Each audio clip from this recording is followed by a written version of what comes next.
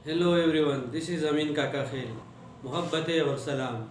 Programme दुखती रग में खुश आमदीद। नाजरीन, पिछली वीडियो में हमने ये डिस्कस किया था कि कंट्री डिफ़ॉल्ट क्या होता है, इसके नताइज क्या होते हैं और कुछ पाकिस्तान के मौजूदा हालात के बारे में भी गुफ्तगू हुई थी। तो हमारी आज की वीडियो उस टॉपिक का तसलसल है।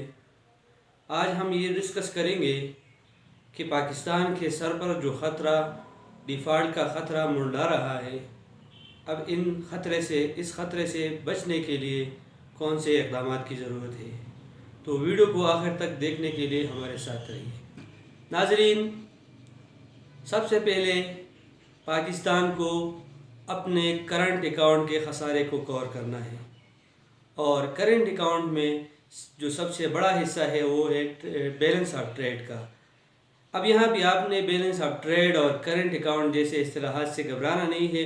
इस पर किसी टाइम तफसीली वीडियो बनाएंगे, लेकिन फ़िलहाल बस आप इतना ही समझें कि हमें तिजारती खसारे को कम करना है।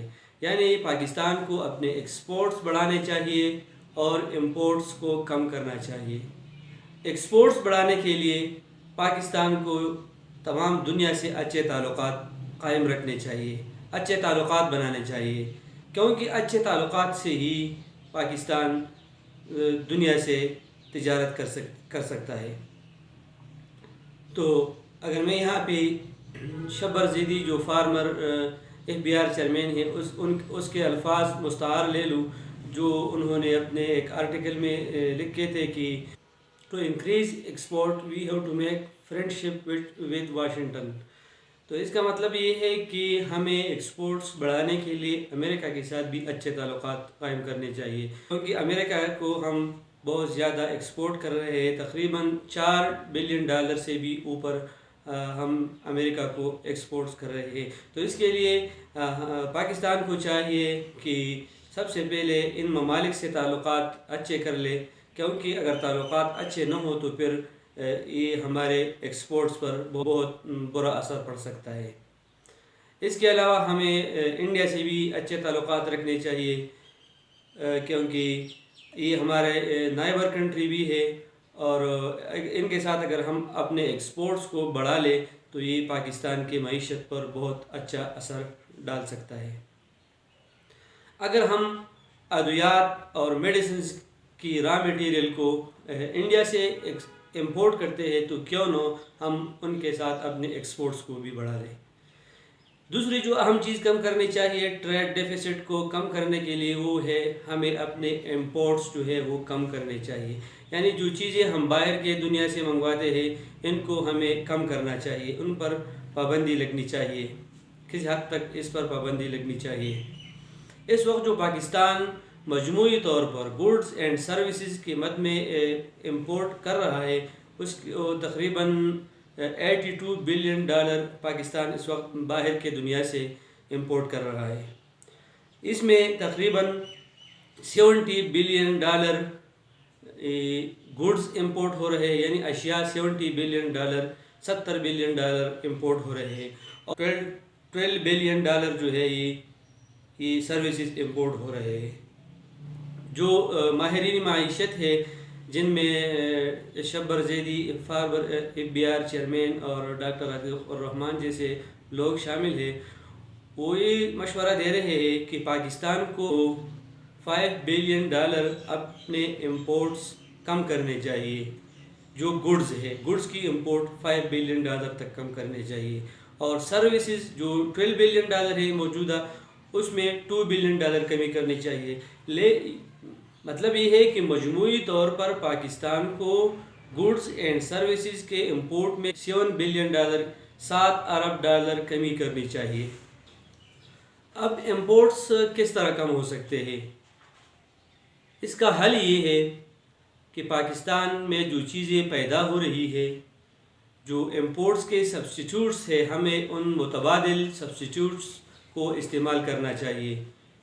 मिसाल के तौर पर हमें फासिल्स फ्यूल के बदले, फासिल्स फ्यूल की जगह हमें रिन्यूएबल बायोफ्यूल्स इस्तेमाल करने चाहिए, اور اس کے علاوہ جو چیزیں پاکستان میں بنتی ہے ان کو استعمال کرنا چاہیے۔ لیکن یہ فیصلہ امپورٹس پر پابندی کا فیصلہ جو ہے یہ پاکستانی حکومت کے لیے اور پاکستانی سیاستدانوں کے لیے کافی مشکل ہوگا، اس لیے کہ امپورٹس کی آسائشوں کے سب سے زیادہ جو مزے لے رہے ہیں وہ یہ طبقہ لے رہے ہیں جو حکومت میں ہے اور جو سیاستدان ہیں، جو باہر سے مہنگی گاڑی اور دوسری مہنگی اشیاء امپورٹ کر رہے ہیں۔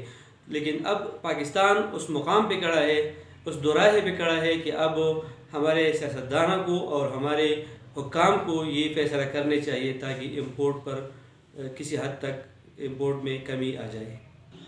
تیسری جو اہم چیز جو ہمیں ڈیفالٹ کے خطرے سے بچا سکتے ہیں وہ یہ ہے کہ ہمیں جو ہمارے ملک میں جو فیول کے پرائسز ہے اس پر ریویو ہونا چاہیے۔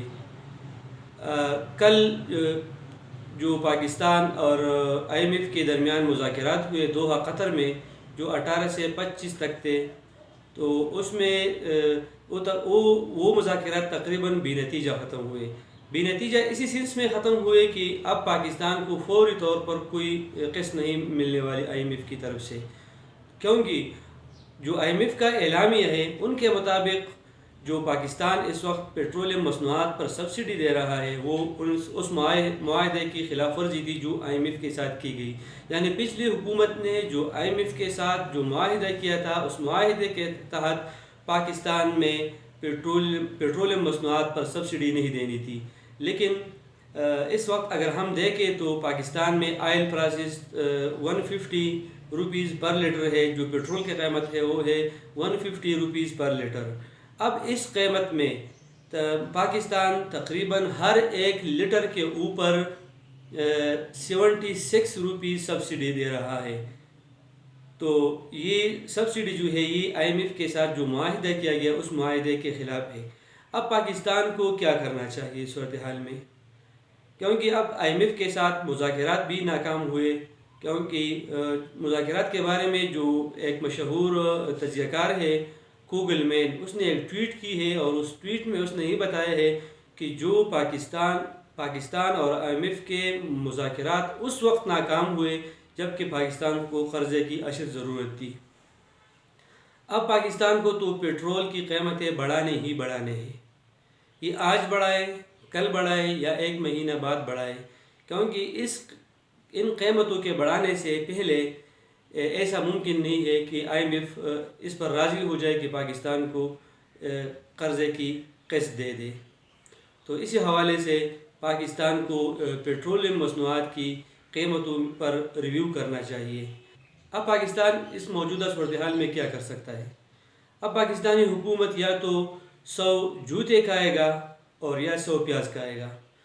100 جوتے کھانے کا یہ مطلب ہے کہ پاکستان فوری طور پر پیٹرولیم کی قیمتیں بڑھائے اور پیٹرول کے اوپر جو سبسڈی دی جا رہی ہے اس کو ختم کر دے، یا 100 پیاز کھانے کا یہ مطلب ہو سکتا ہے کہ پاکستان کی جو موجودہ حکومت ہے وہ سٹیپ ڈاؤن کرے اور نئے الیکشنز کی تاریخ کا اعلان کرے اور یہ حکومت ختم ہو جائے۔ لیکن یہاں پہ بیچ کا ایک راستہ بھی ہے، اور بیچ کا راستہ یہ ہے کہ پاکستان کو فوری طور پر پیٹرول کی ریشننگ کرنی چاہیے۔ ریشننگ کا مطلب یہ ہے کہ جو رچ یوزرز آف پیٹرولز ہے، جن کے پاس پیسے ہیں اور جو مالدار لوگ ہیں، ان کے لیے پیٹرول کی سبسڈی کو ختم کرنے چاہیے۔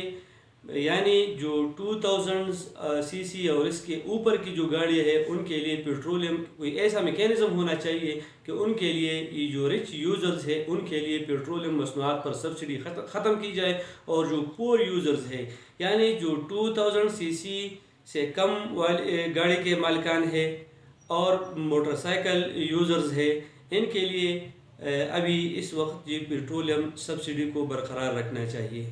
اس کے علاوہ کچھ اکانومسٹ یہ بھی مشورہ دے رہے ہیں کہ پاکستان میں بجلی کی بچت کے لیے بازاروں شاپنگ مالز کو 6 بجے بند کرنا چاہیے تاکہ بجلی کی بچت ہو سکے۔ This was all about today's topic. Thank you for watching. Stay tuned. Allah Hafiz.